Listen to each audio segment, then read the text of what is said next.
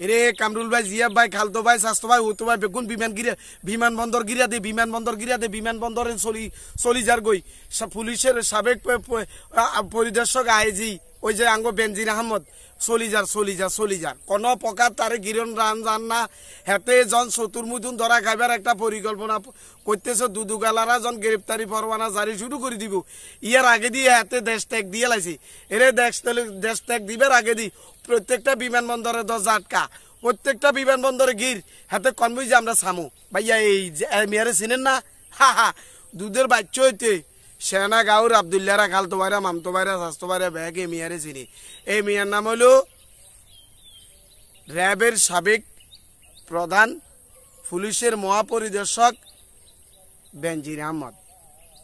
আপনার এত ক্ষমতার দাপট, আপনি ছিলেন বিচারক, এখন আসামির চোর এখন চোরও গেল দৌড়ানি রয়েছেন। আপনার কাছে যেই সময় ক্ষমতা ছিল পুরা বাংলাদেশ আপনার দুই হাতের মুষ্টিতে ছিল। এখন আপনি চোর হইয়া বাংলাদেশ ত্যাগ দিয়া বিভিন্ন জায়গায় গুঞ্জিতেছেন কেন, পলাইতেছেন কেন ভাইসা? কি কারণে? বর্তমানে ওনার দায়িত্বে যারা আছেন প্রত্যেক সেই সকল কর্মকর্তাদেরকে ইঙ্গিত দিতে চাই, ভাইসারা মালপানি কম খান, টাকা পয়সা কম করেন, বাড়ি গাড়ি কম করেন, বেশি করলে যেই থাকুক সরকার দুদুকের কাছে জবাব দিয়েই তা করতে হইব। আপনার বেতন ছিল কত, আপনার আয় ছিল কত, সব মিলে আপনার এখন আছে কত? আপনি যে পুরা দেশের বিভিন্ন জায়গায় বাড়ি গাড়ি জায়গা জমিন কিনবেন, দুদক টান দিলে বাহারই চলিয়ে আইব, তখন আপনি কি করবেন?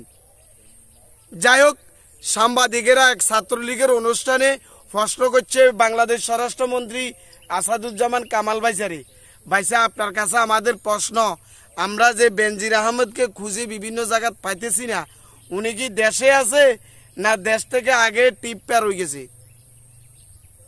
একজন স্বরাষ্ট্রমন্ত্রী বলতেছে আই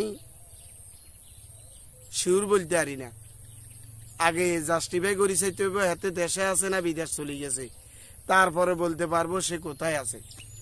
স্বরাষ্ট্রমন্ত্রীও জানে না বেনজির আহমদ কোনায় চলে গেছে। এই বেনজির আহমেদের ক্ষমতার দাপটে পুরা দেশ তখন যেন একটা থরথর করে কাঁপছে। যুক্তরাষ্ট্র তো যাইতে না, তারা আগে তালা মারি দিছে যুক্তরাষ্ট্রওয়ালারা, বেনজির আহমেদ সহ আরো কয়েকজন প্রশাসনের ঊর্ধ্বতম কর্মকর্তারে। তো আমার কথা হইল, অবৈধভাবে সম্পদ আপনি অর্জন করবেন, সেই সম্পদের হিসাব বর্তমান দেশের দুদুকেরও দিতে হইব, মাটির তলে ফিরিস্তারাও দিতে হইব। হিসাব বুঝি চান, বৈধ খাইবেন না অবৈধ খাইবেন? প্রশ্ন আমার আপনাদের কাছে, কই গেলাম আনুগো বালাল্লাই। এখন যারা বিভিন্ন সরকারের দায়িত্বে বড় বড় পদবিতে রয়েছেন, হিসাব আপনারা মিলাই কন, বৈধ খাইবেন না অবৈধ খাইবেন? কিছু মালপানি যদি অবৈধ কামাইয়া থাকেন, জাকার টাকা দিয়ালান, মানুষের হাতে দিয়ালান, হর মিসকিনের দিয়ালান, অভাবে যারা আছে হেতা করে দিয়ালান, যে কোনো হাসপাতালে টিয়ানলাই চিকিৎসা নিতে না হেতা করে দিয়ে দিন। কি কন ভাইসা? কথাটা জরুরি কইছি না, শেয়ার করে দেন।